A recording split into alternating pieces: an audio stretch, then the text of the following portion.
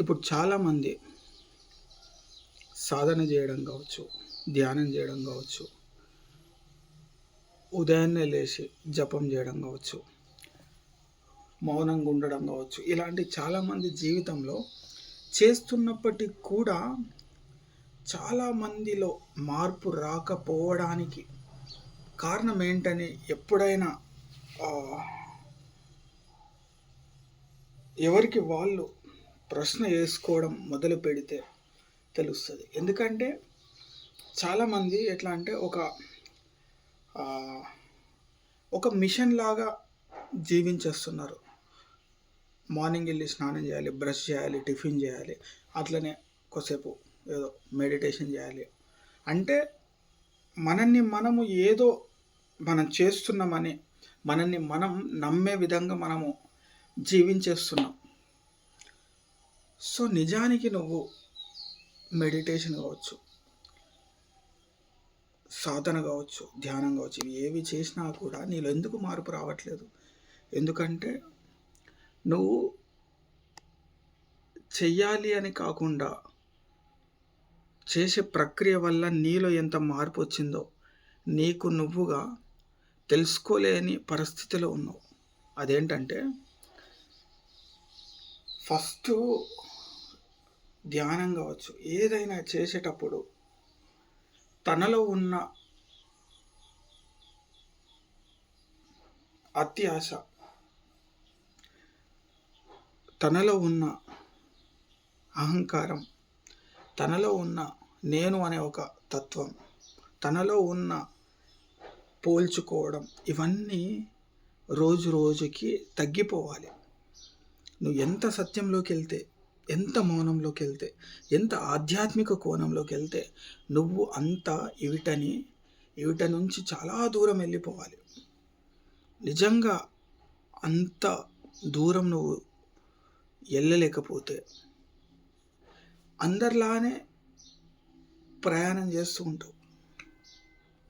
ఎందుకంటే నాకు తెలిసిన మిత్రుడు కూడా డైలీ జపం చేయడము ఉన్నాడు, కానీ తన జీవితంలో ఎటువంటి మార్పు లేదు. అంటే భావం బాగుండాలి, శ్రద్ధ ఉండాలి, డిసిప్లిన్ ఉండాలి, మనం ఏం చేస్తున్నామో మనకైనా తెలిసి ఉండాలి. చాలామంది తమ జీవితంలో ఏదో చేసేస్తుంటున్నారు, కానీ ఒక క్రమ పద్ధతిగా, ఒక క్రమశిక్షణగా అందులో ఏముంది, నేను ఏం తెలుసుకుంటున్నా, ఏం నేర్చుకుంటున్నా, తద్వారా నా జీవితంలో ఎంత అది ఉపయోగపడుతుంది, ఎంత మార్పు తీసుకొని వస్తుంది అనే ఒక కోణంలో ఆలోచించలేని పరిస్థితిలో ఉన్నారు.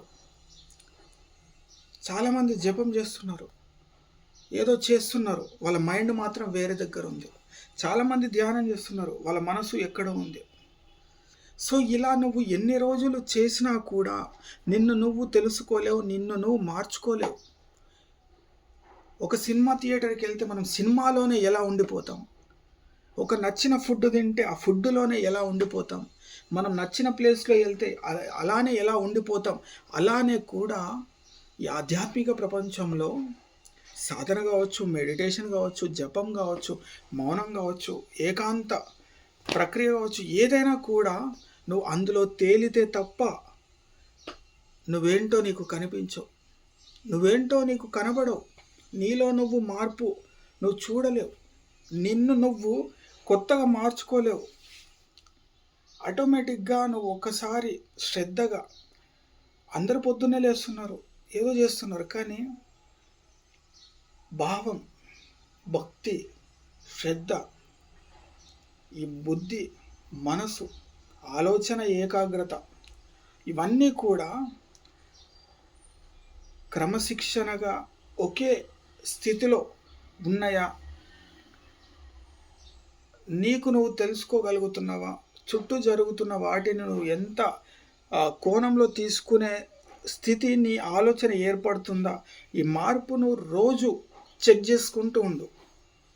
మనం ఒక పని చేసిన తర్వాత మళ్ళీ ఆ పని కరెక్ట్ ఉందో లేదో ఎలా అయితే మనం చెక్ చేస్తామో, ఒక ఆహారాన్ని వంట చేసినప్పుడు మొదటిగా రుచి మనం చెక్ చేసిన తర్వాత ఆ రుచి ఎలా ఉందో తెలుసుకున్నప్పుడు, అలానే ఎక్కడికన్నా వెళ్ళేటప్పుడు ఆ ప్రదేశం గురించి ఎలా ముందుగానే మనం తెలుసుకుంటాం, ఎప్పటికప్పుడు అప్డేట్ ఎలా అయితే చేసుకుంటున్నామో, అలానే ఈ ఆధ్యాత్మిక ప్రపంచాన్ని కూడా నీలో నువ్వు మారలేనంత ఏముంది, నీలో నువ్వు ఎంత మార్చుకోవాలి, ఈ రోజు కన్నా రేపు ఎలా ఉంది, రేపటికన్నా ఎలా ఉంది, నీ ఆలోచన వస్తుందా, పాజిటివ్గా వస్తుందా, నీ మనసు నీ మాట వింటుందా, నీ యొక్క దేహం నీ యొక్క ఏకాగ్రతకి పనిచేస్తుందా, ఇదంతా నువ్వు ఎప్పటికప్పుడు రోజువారీ చెక్ చేసుకుంటూ పోతే ఖచ్చితంగా సత్యంలోకి వచ్చేస్తావు.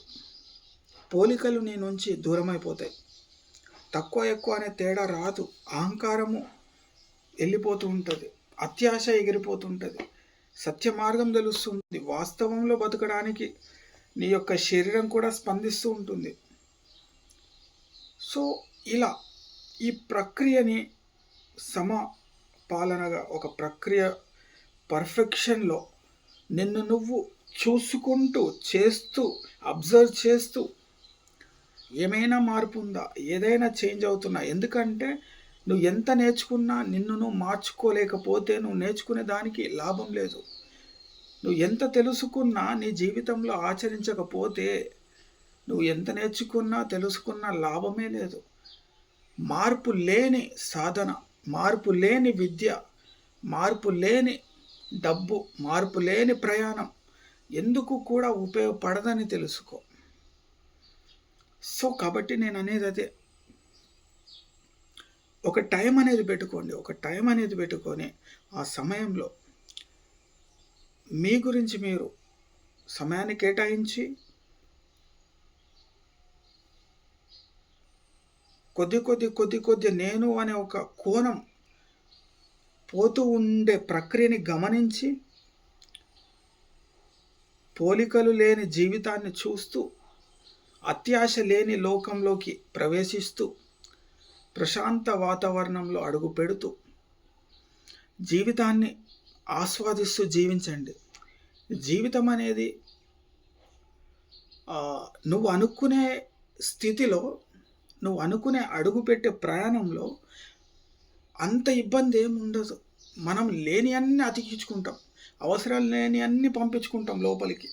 తద్వారా చాలా బరువంతా నీ నెత్తి మీద పెట్టుకొని బతికేస్తున్న జీవితాలు ఎంతోమంది ఉన్నాయి. కాబట్టి మీకు మీరు ఒక సమయాన్ని కేటాయించుకొని